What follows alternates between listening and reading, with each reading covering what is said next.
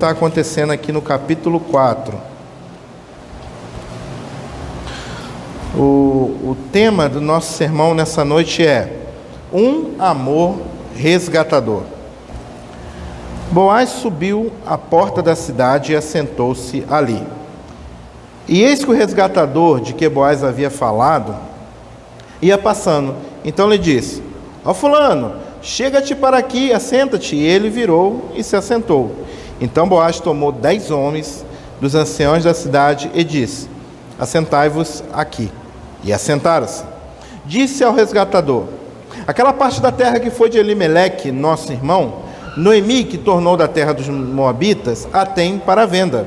Resolvi, pois, informar-te disso e dizer-te: compra na presença destes que estão sentados aqui e na de meu povo. Se queres resgatá-la, resgata, se não, declara-mo para que eu saiba, pois outro não há senão tu que a resgate, e eu depois de ti.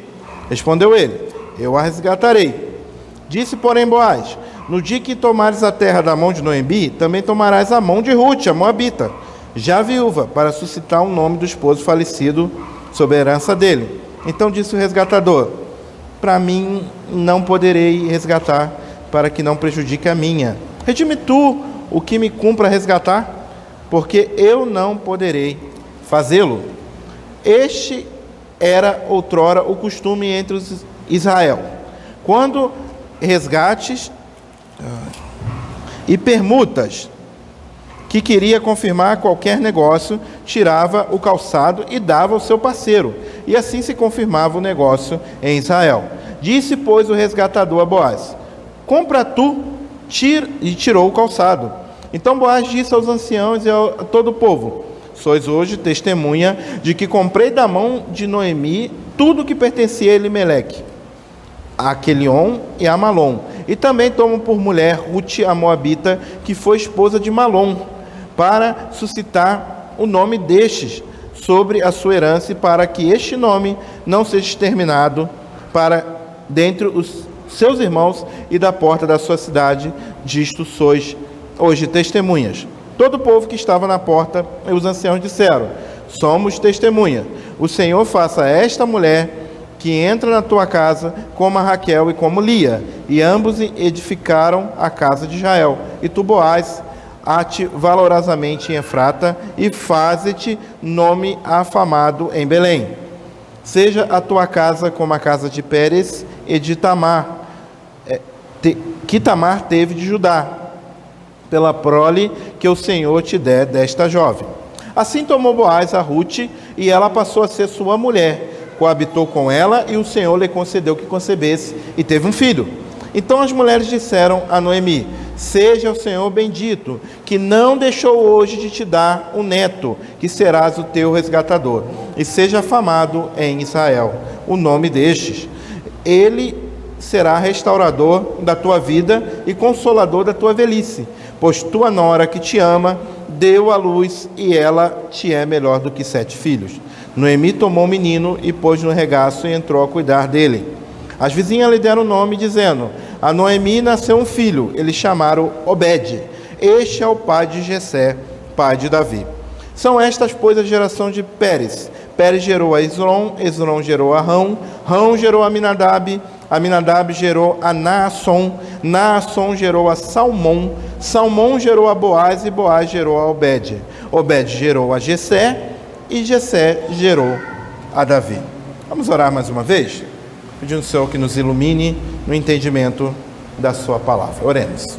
Santíssimo Deus, nós rendemos graças a Ti, porque o Senhor, mais uma vez, nos trouxe, Senhor, a Tua palavra, colocou diante de nós a Tua palavra, e temos aqui, Senhor, um texto sagrado com lições, Senhor, com ensinamentos que poderão, Senhor, mudar a nossa vida. Nos abençoe, Senhor, a fim de que possamos entendê-la e colocarmos ela em prática, para que possamos viver aqui nessa terra bem, para a glória do Seu nome. Em nome de Jesus que nós oramos. Amém. Meus irmãos, na nossa sociedade, nós confundimos o conceito de amor. Amor, para nossa sociedade é um mero sentimento.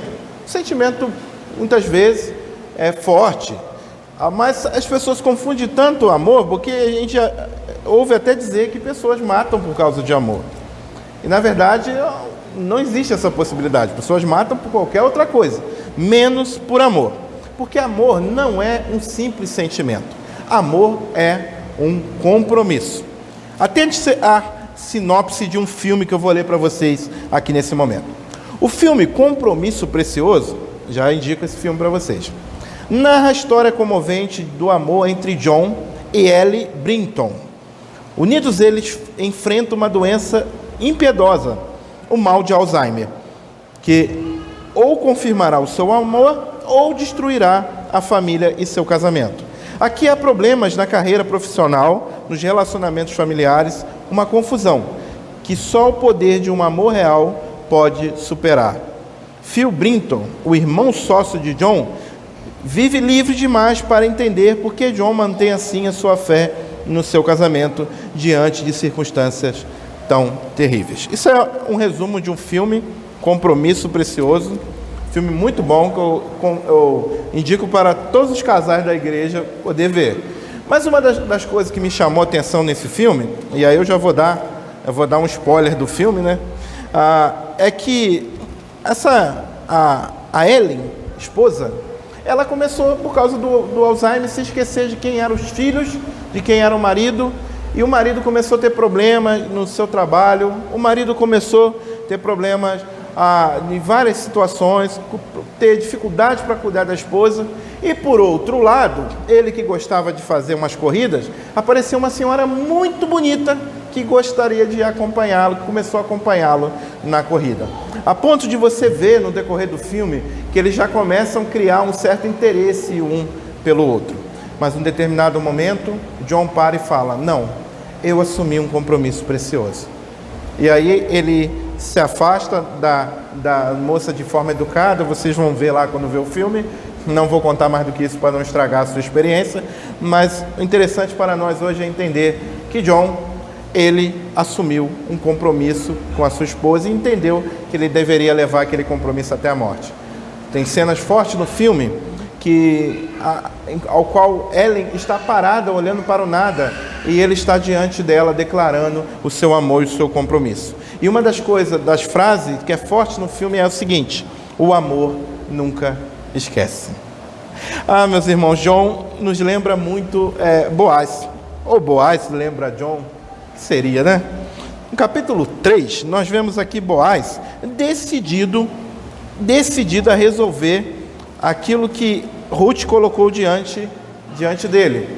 Ruth chegou até ele e disse: você pode nos resgatar, você pode casar comigo e você pode comprar da mão da minha sogra as terras do meu marido. Lembre-se sempre a ideia do resgatador.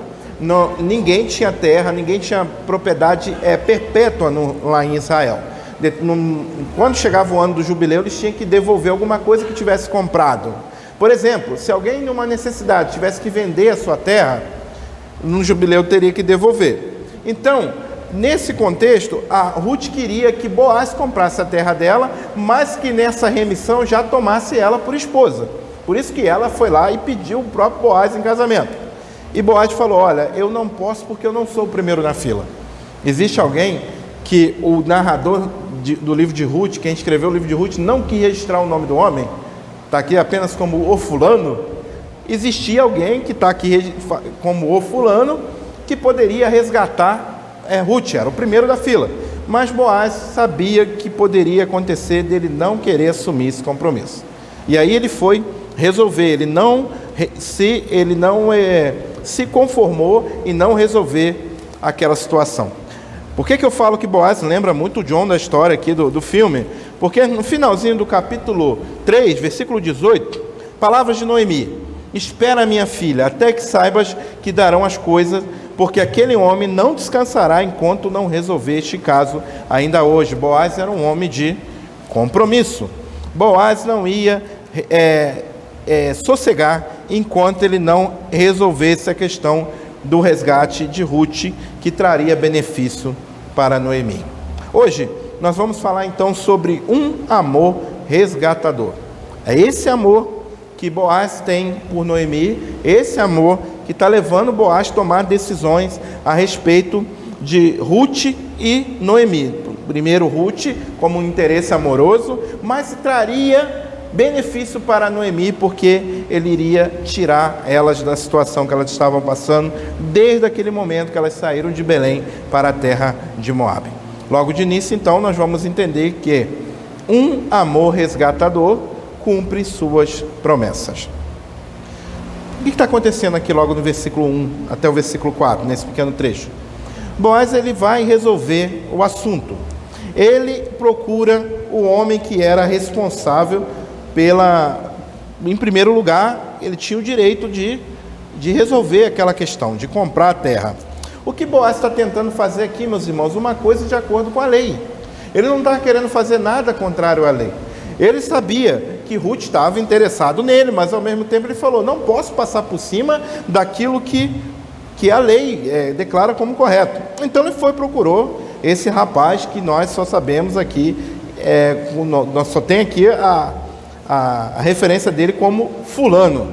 E ele chega a esse tal fulano e conversa com ele. O que ele está fazendo aqui, meus irmãos? Ele está desejando o bem de Ruth e o bem de Noemi. E nós entendemos que isso já é obra de Deus no coração desse homem. Boaz busca resolver o assunto, porque ele está interessado em primeiro lugar pelo bem de Ruth e pelo bem de Noemi. A partir do versículo 5, nós vemos aqui que Boaz abre o jogo para aquele homem. Ele fala, olha, você tem que resgatar não só as terras, porque o homem ficou interessado em resgatar as terras. Imagina, ele iria comprar por um preço barato as terras de Noemi, porque estava lá abandonado, e aí seria algo de bom. Mas quando falou que ele deveria assumir o compromisso com Ruth, já ficou meio complicado para o lado dele. Por quê? É possível, alguns estudiosos dizem que esse homem já era casado, então ele já teria filhos. Outra coisa, o filho de Ruth, lembre-se sempre da lei do levirato, o primeiro filho não era filho do casal, mas filho do parente que faleceu. O primeiro filho que nascesse iria também herdar as terras do fulano, não somente as terras de Malom, iria herdar a terra do fulano. O que aconteceu aqui? Ele percebeu que ele iria perder fazendo bem para Ruth e para Noemi. E aí ele pensou, falou, não vai dar para mim. Não vai dar para mim porque eu vou ter problemas aqui. Ele diz aqui no versículo 6, para mim não poderei resgatar para não prejudicar a minha. É possível que esse prejuízo que ele poderia ter é a respeito da herança que ele já tinha, das terras que ele já tinha. E aí ele dá direito então a Boaz. Aí Boaz ouviu o que ele queria ouvir. Quando o homem disse assim, redime tu, versículo 6, o que me cumpria resgatar, porque eu não poderei fazê-lo. O que está acontecendo aqui? Deus conduzindo a história, com controle total. O fulano não quis, mas era o que Boaz estava querendo, estava desejando. Ele estava mais interessado em receber algo, mas não estava interessado em ajudar ninguém. Por isso que Deus abençoou e cumpriu o desejo do coração do próprio Boaz. A partir do versículo 9, nós vemos aqui Boaz, depois de ter fechado todo o negócio, aí nós vemos aqui a história das sandálias, né? Era uma forma como se fosse assinatura hoje. Hoje nós não assinamos, antes eles tiravam o sapato para poder selar um pacto, uma aliança, um contrato. E aí no versículo 9 nós vemos o seguinte texto: então Boaz disse aos anciãos, sois hoje testemunha de que comprei da mão de Noemi tudo que pertencia a Elimeleque, a Quilion e a Malom, e também tomo por mulher Ruth a Moabita, que foi esposa de Malom, para suscitar um nome deste sobre a sua herança. Lembra?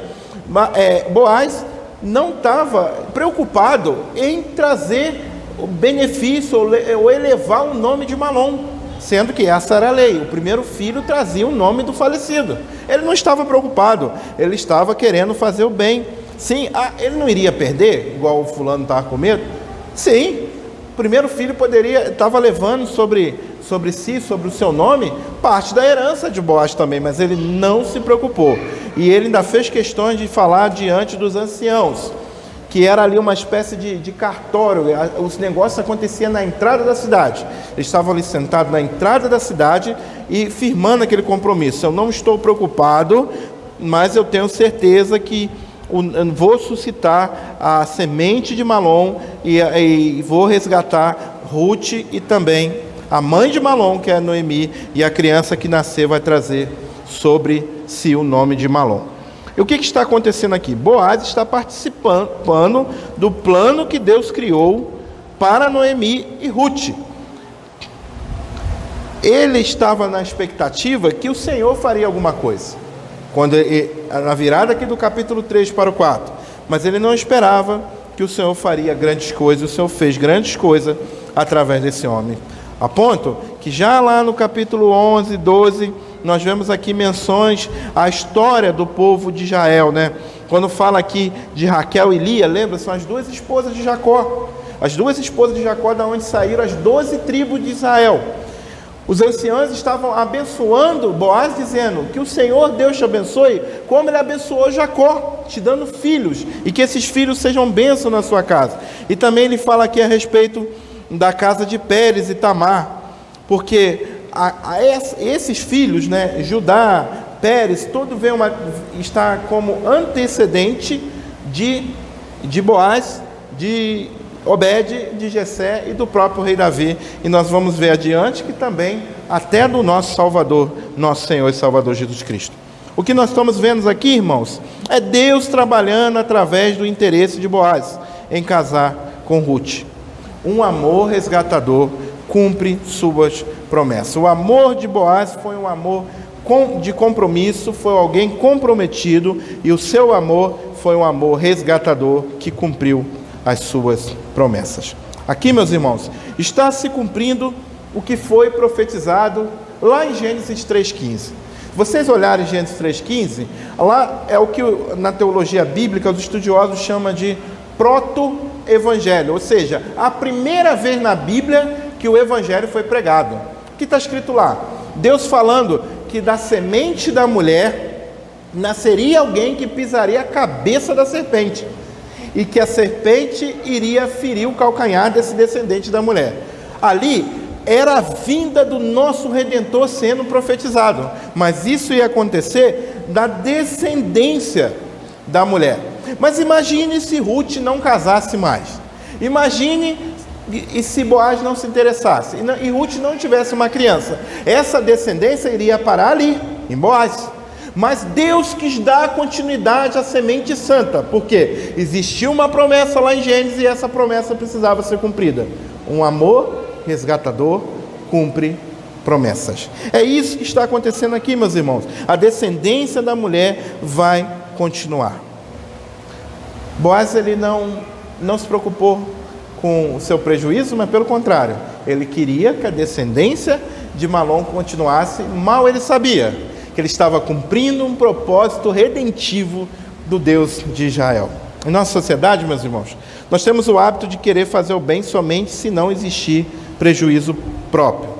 Sabe, aquela situação que você fica para o outro e fala assim: dentro das minhas possibilidades, farei. Você pode contar comigo? Dentro das minhas possibilidades. O que eu puder fazer por você, eu farei.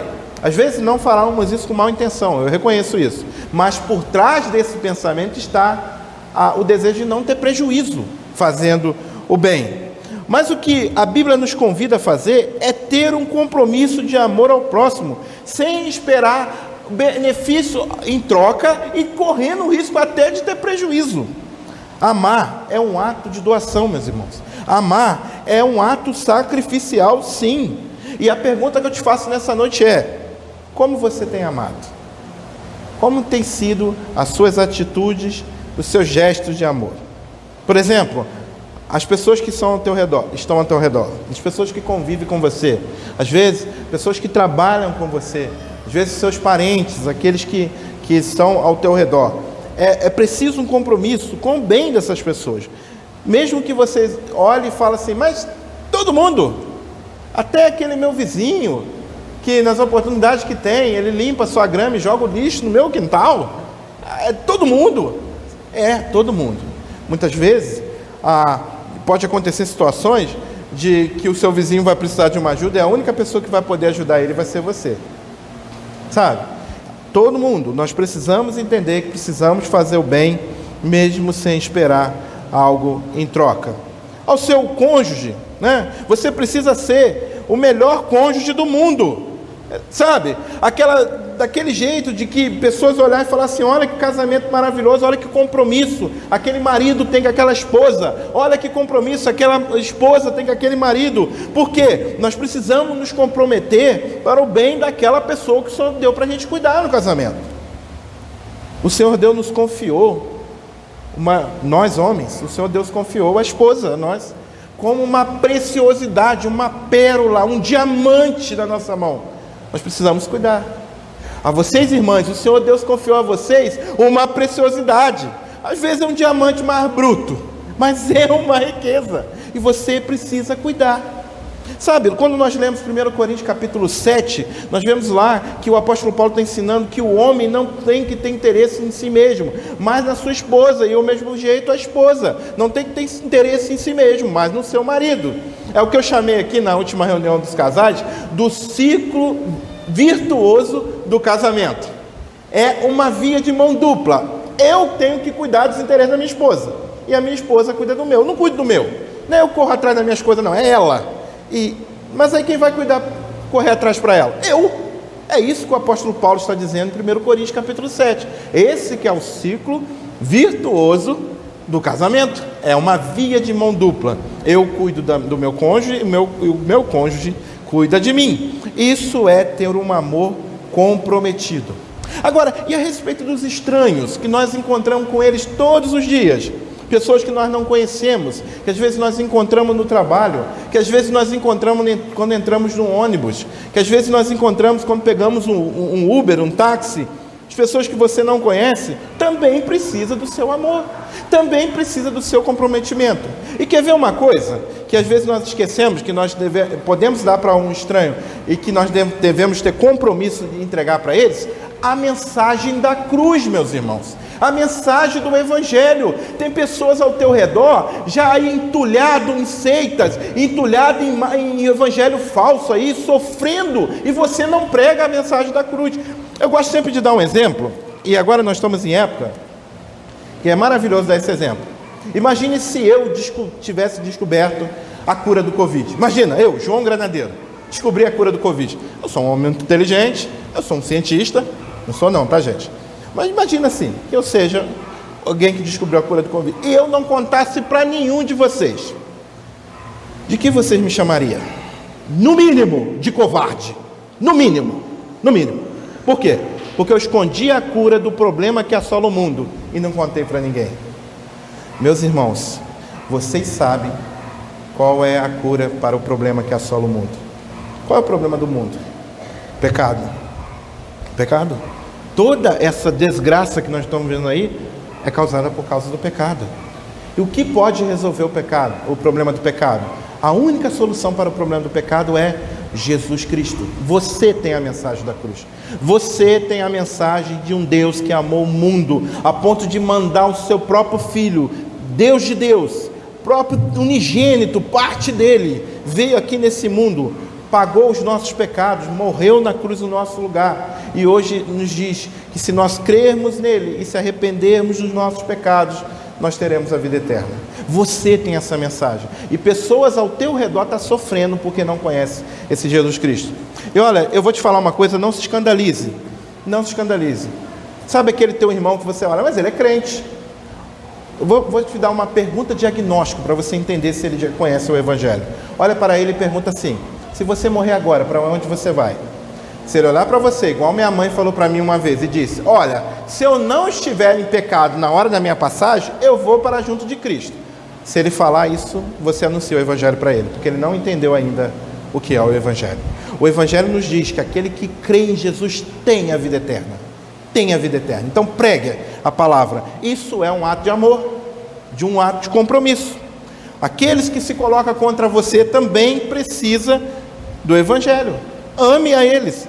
Sabe, quando eu falo em amor, gente, pense bem, não é ficar abraçando sabe, paparicando aquelas pessoas que te fazem mal, não. Mas é ficar atento ao momento que eles vão precisar de você.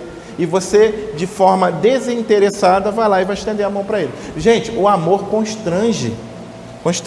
Muitos desses que se colocam contra você, às vezes eu fico pensando, é inimigo ou não? Porque às vezes você não responde, né? A pessoa só está brigando contigo, você não está nem aí. Então você não é adversário com dupla mão. Às vezes é só ele que é contra você. Você ora por ele e no momento que você tiver a oportunidade de fazer o bem, vai lá e faz. Isso constrange as pessoas. As pessoas ficam com vergonha. Fala, mas por que você fez isso comigo? Lembra que, acho que no capítulo 2, nós vemos a Ruth, a Moabita, falando, mas eu sou a Moabita, Boaz. Sou a Moabita, não mereço nada que você está fazendo por mim. E aí ela fala, não, eu vi o que você fez pela sua sogra e eu preferi fazer o bem para você também. Muitas pessoas vão falar, por que você faz isso? Eu te trato tão mal e você me trata tão bem. Aí você vai falar, é porque Jesus Cristo também me amou quando eu era inimigo dele. Nós éramos inimigos de Deus. Nós estávamos brigados com Deus. E Jesus Cristo nos amou quando nós ainda éramos miseráveis pecadores, perdidos pecadores. Ame. Jesus ensinou que é assim que fazemos a diferença. Lembre-se, o modelo de amor é o amor de Deus. Ele nos amou e deu o seu Filho. Cumpriu a promessa de redenção unicamente por amor. Unicamente por amor. Você acha que Deus, como a teologia do coach fala, Deus estava sozinho e criou o ser humano para poder se relacionar com ele? Nada, não precisava nada disso. Deus é Deus. Deus é autossuficiente. Ele nos criou por amor, para que nós pudéssemos o adorar por causa de nós, não por causa dele. E aí o homem pecou. Você acha que ele precisava? Ele poderia destruir tudo, fazer tudo de novo. Mas o pecado também não o pegou de surpresa. Ele nos amou, enviou o seu Filho.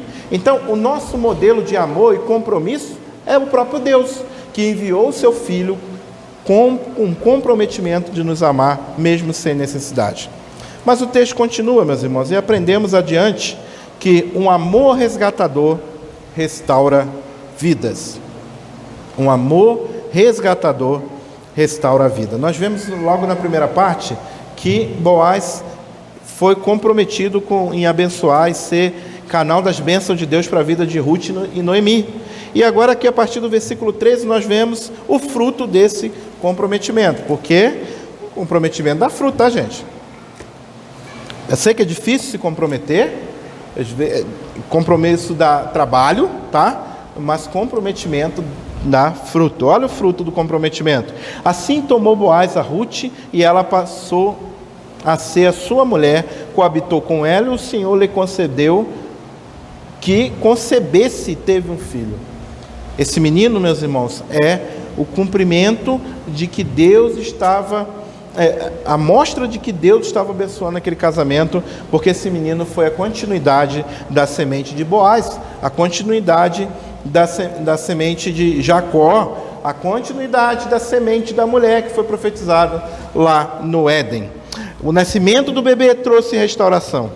Obed, meus irmãos, o nome da criança significa servo. Olha que nome bonito, Obed significa servo. A mesma palavrinha hebraica que está escrito lá em Isaías 53, versículo 11. Olha o que diz em Isaías 53, versículo 11.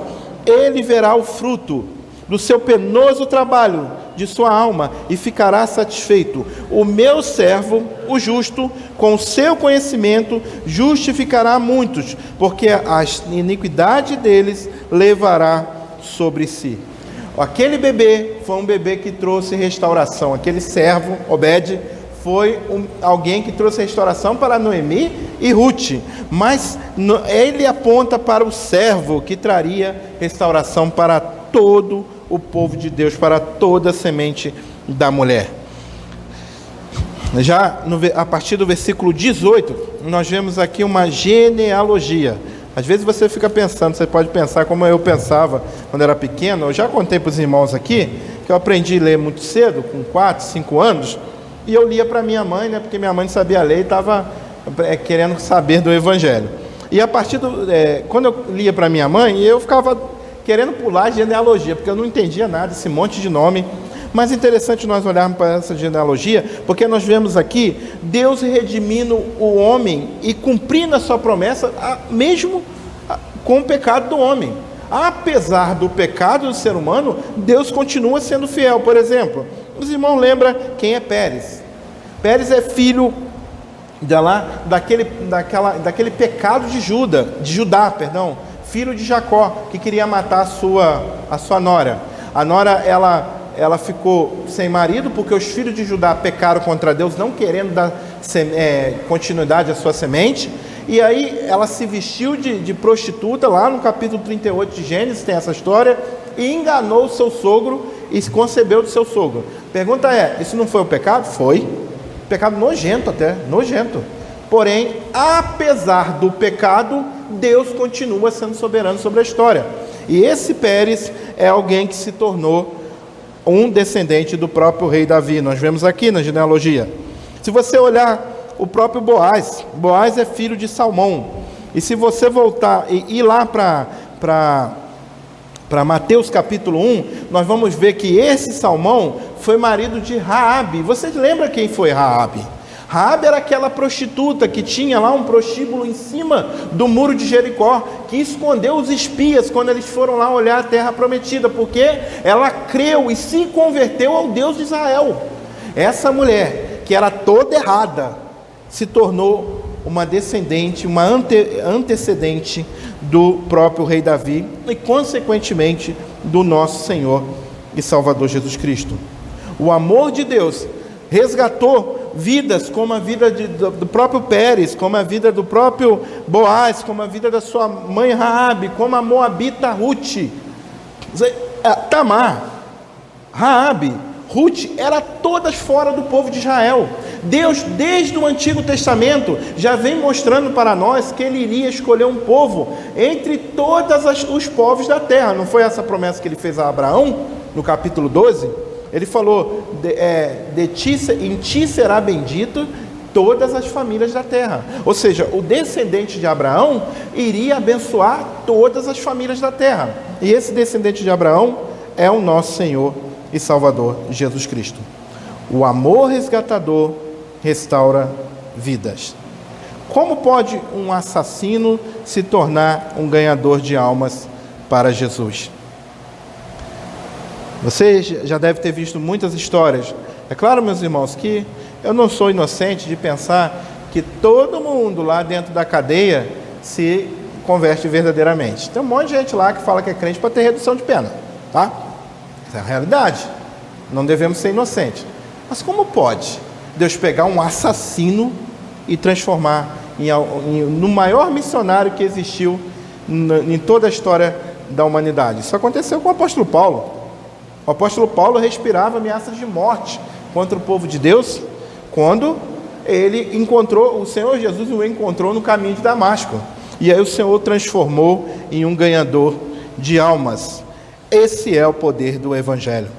Por isso, meus irmãos, que nós podemos afirmar com plena convicção: há esperança para a transformação para qualquer pessoa, em qualquer situação.